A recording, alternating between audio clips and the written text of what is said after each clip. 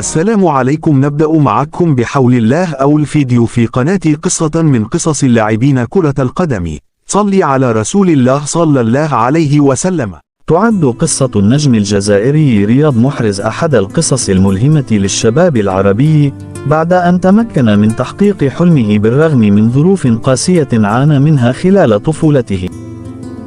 رياض نشأ في سارسيل القريبة من العاصمة الفرنسية، وهي مدينة تصنف بين أشد الضواحي خطورة نظرا لارتفاع معدلات الجريمة وحوادث رغم ذلك كان والده أحمد محرز هو الدافع الحقيقي لنجله لممارسة كرة القدم منذ صغره، والبداية كانت بانضمامه لنادي كويمبر أحد أندية الهواة في فرنسا.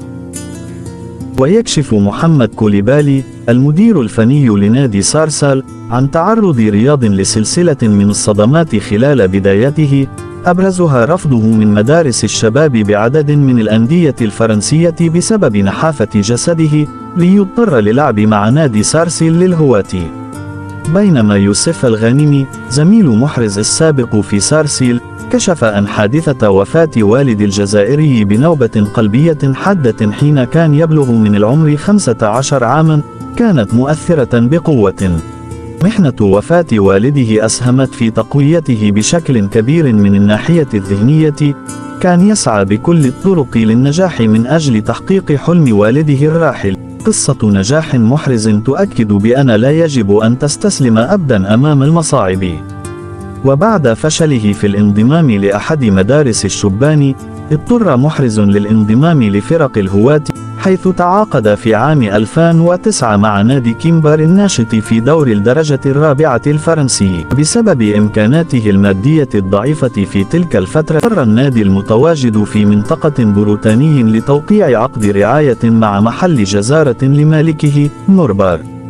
محرز قام بالإشهار لمحل الجزارة طوال موسم كامل قبل أن ينضم في موسم 2010 لنادي لوهافر، والتي كانت البداية الحقيقية للشاب الجزائري.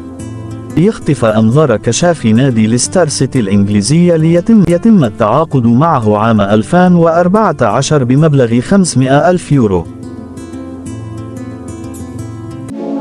قاد محرز الثعالب للصعود إلى البريمير ليج لأول مرة منذ 10 سنوات، قبل أن يقوده بعد موسم للفوز بلقب الدوري لأول مرة في تاريخ النادي.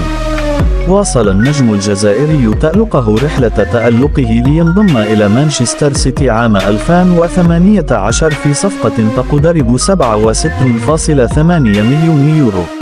محرز أصبح أحد أبرز اللاعبين في العالم أخرا، حيث توج مع مانشستر سيتي بعدة ألقاب وتأهل لنهائي دوري أبطال أوروبا، بجانب تتويجه بلقب دولي مع منتخب الجزائر بالفوز بكأس أمم إفريقيا 2019.